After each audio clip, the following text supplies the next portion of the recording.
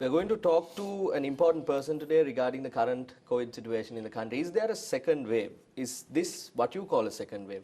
Where are we in terms of COVID prevention? We are going to talk to none other than the Army Commander, who is also heading a special operation for a long time now to keep Sri Lanka safe, keep all of us safe. Thank you, Lieutenant General, for joining us this evening and talking to us. Let's get to the point straight away. Yeah, where are we now? Yes, of course. After 30th of April that we did not have any COVID patients in Sri Lanka from the society, although we had COVID patients in Sri Lanka in hospitals.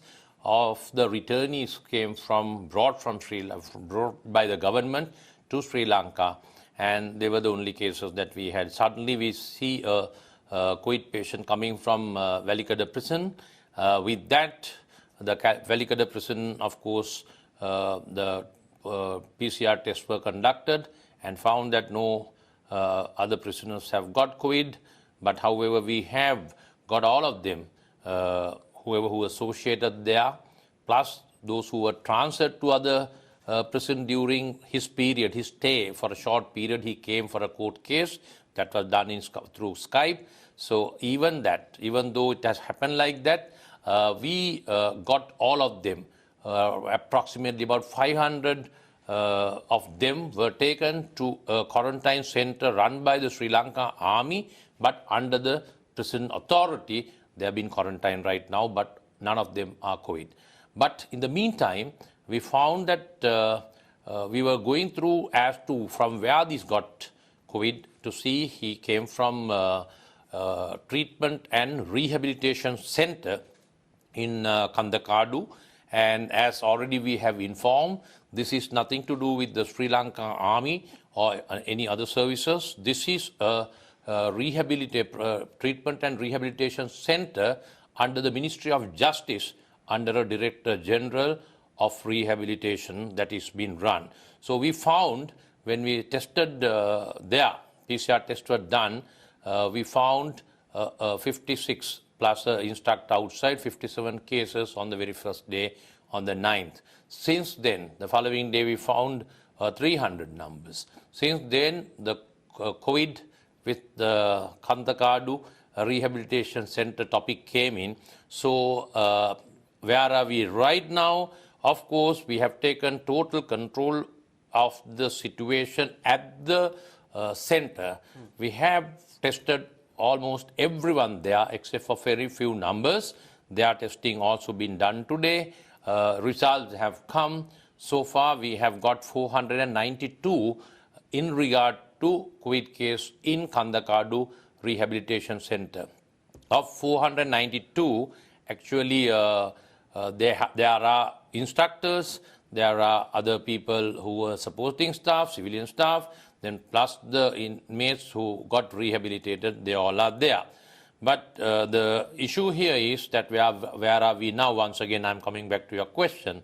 Kandakadu, if we take this situation, there are three segments we could identify. That is the people, those who are inmates who are living in the camp there, rehabilitation center, plus those who were living there, instructors or supporting staff, they were there. Then there was a group who went on leave. Those are not inmates, but the supporting staff, instructors, they go on leave time to time. There was a group who were on leave at the time of this incident occurred. They were outside.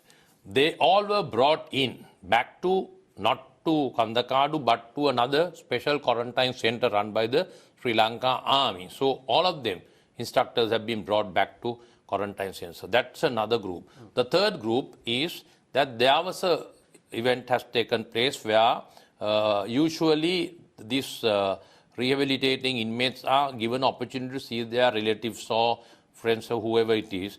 So they have not been given any opportunity for them to see them during the COVID period, and they have given opportunity on the 4th of July. And such 160 numbers have come to see. Of course, they have been meeting them at a distance with keeping all the health guidelines. That is perfect. But 116 have come. So they are from the society. So we have identified not only 116, but we also identified the relatives or the family members of them. We all of them have been brought, except for very few numbers where we find that their addresses are wrong and few things like logistics issues. So other than that, all of them also have been brought. Now you are asking, where are we now? So for that, so you have to understand, from the time this was reported, by then there have been people from this camp have gone to the society. So little bit of things are there, although we have brought back, and we are testing them.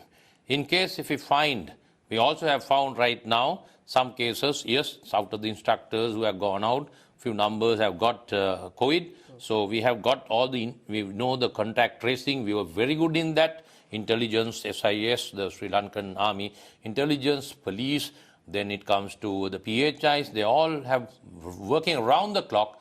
And as of now, we have traced them and we are taking them in. So there can be, we can't rule out the fact that there won't be anyone outside. There's a possibility where we might get one or two from somewhere. So this week is very critical because from the 9th only that we have found that we went for the system. So this week is very critical, and we believe, we pray that we don't get, but of course there can be some people popping up from here and there. So therefore, we have to be really careful. All people, citizens of the country, will have to understand this situation. We have to be careful, especially because of this situation. And I have to convey to the great Sri Lankans, we have to practice all health advices we gave. The face masks have come down to the chin now. It have become chin masks now. So we can't afford to have chin masks. We have to have face masks. Then health authorities have told about washing hands. That has to continue, no doubt about it. Keep the social distancing. If we do that, even with this situation, I think we have done the containment that right now.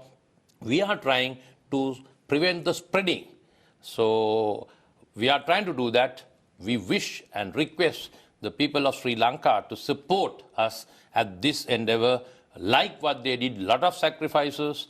We wish that they will do this, and provided that they do, we should be able to handle this in a very short time. Commander, you bring us to an interesting point now. We have to talk about the repatriation also, but before that, you remind the people of the services that have been done by you and the medical services, everyone basically who worked at these centers and around the country. But we are looking at a time where there is an election in the country, there is election rallies happening. Do you have a message for these people? Because it is important, it's coming from you, the army commander of the country, who is also heading the operations for COVID-19 prevention here. So what is the message to the people who are having the elections, the political rallies? What is your message? Yeah, of course, it is not in some other country, no.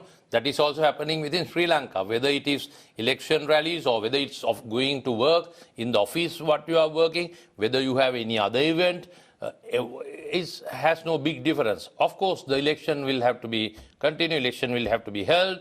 Those people also will have to, the candidates will have to campaign for that. But I'm sure that they would have been informed in advance by the election commission as to how they should conduct. And I believe and trust that learned people, they will adhere to the instructions. Of course, here and there we find a little bit of lapses here and there, but we kindly request the candidates and the population who are very keen to vote for them, they must attend for these rallies, no doubt about it, keeping the social distance, keeping all what we are in the health authorities says. If they do that, of course, by knowing that they do that, then there won't be a problem. Commander, another important point is about the schools. Now, the parents who are going to send their children to school when the schools properly reopen, and also the 3 or 4 grades that have been opened thus far, the government has taken a decision now about the schools. But you're saying that this current week that we are in, this coming week, is very important to us because of the 14-day factor or the quarantine period. What is the situation surrounding the schools? How safe will the children be afterwards? What is your answer to that question? Yeah, of course, irrespective of schools or the society, the same thing, they are within the society. What we believe here is that, honestly, what happened here is that there was a small situation at Rajanganaya where some students were exposed there. With that only, the government of Sri Lanka, honestly, His Excellency the President, Gotabaya Rajapaksa, and the Prime Minister, Mr. Mahinda Rajapaksa, they have decided that the children are important. You know that even March 10th, in advance, as a precautionary measure, to look after, to ensure the safety of our children, they took a decision that schools should be closed, universities should be closed. So these things happen. So like similar manner, not that there's a big threat over here, but still to preempt and to ensure that our children are protected. For that reason only the government has taken a decision to close all the schools, not only Rajankani, but all schools, so that the children will be protected. Commander, another factor is a lot of international attention has been drawn into the way we have handled this. A lot of praise is coming in from international bodies and other countries as well. In such a situation, we have taken a decision to sort of prevent the repatriation process, to stop foreigners and Sri Lankans who are living overseas to come into the country. Was there an absolute necessity for this decision? What is the rollback, and when are we actually looking at opening up our airports? Yeah, of course, it is mostly for Sri Lankans who are living abroad. We have to understand that most of these Sri Lankans who came, those who have gone for employment, okay, why are they coming back? They are coming back because they know the countries that they live are not safe and their motherland is safe. So these are the two reasons that they are coming back to Sri Lanka. So I believe that with confidence that they want to come back to Sri Lanka because of these reasons. Some have lost jobs there, some have lost different issues are there other than this health asset there. So it's our duty. That is why the President and the Prime Minister wanted them quickly, as soon as possible, on a strategy, or not just like that. It was a strategy President and Prime Minister adopted to get down the Sri Lankans back to the country. So we were successful. Why we are successful is, out of the numbers that we got, not even 4% had got COVID. Because we had a strategy, how we look after them. From the time they got down from the airport until they are sent home after quarantining. So it was perfect. Irrespective whether some abroad would like to comment on those or not, we have been a very successful story. We had a very successful story in Sri Lanka in regard to even handling of those who came from abroad. So we have done that. But as of today, what has happened is that we have not completely put a halt to this. We are trying to stagger this because we were maintaining around 5,500 numbers at any given time quarantining in any of the centers. All these centers are run only by 3 services, Army, Navy and the Air Force. As of today, our numbers have exceeded more than 7,100. It will go today about 7,500 and up to 8,000. In the meantime, with this situation, at any given time, we work for a contingency. We always plan for contingencies in a strategy. So this contingency, we have to have 500 to even up to 1,000. In case if something we get from the society, we should have space for them as well. So this is why I think the decision was taken by the government, a timely decision, to make sure that we have one thing in space. We have to look after these people. Those who came were looked after very well. Even those who got COVID was looked after by the doctors and the health authorities very well. And they are with the families back. So looking at all these aspects, I think the government took a decision to make sure, that is to make they are safe, plus the society is safe, and to ensure that according to strategy, we will be bringing these Sri Lankans back again as soon as we have the space to keep them and quarantine them. Plus, with this situation, we might bring them in future. Date of opening the airport, is there a final decision? Yeah, the date of opening was initially planning for the 1st of August. But date of opening will always depend on 2 things. Firstly, the situation in the country. Secondly, date of opening is mostly then, opening is for other people, foreigners, even for foreigners, majority to come in. See, think about the situations in countries around Sri Lanka and other countries. So there you find that it was by the time the government decision was taken to open on the 1st, And as of today, situation is totally different.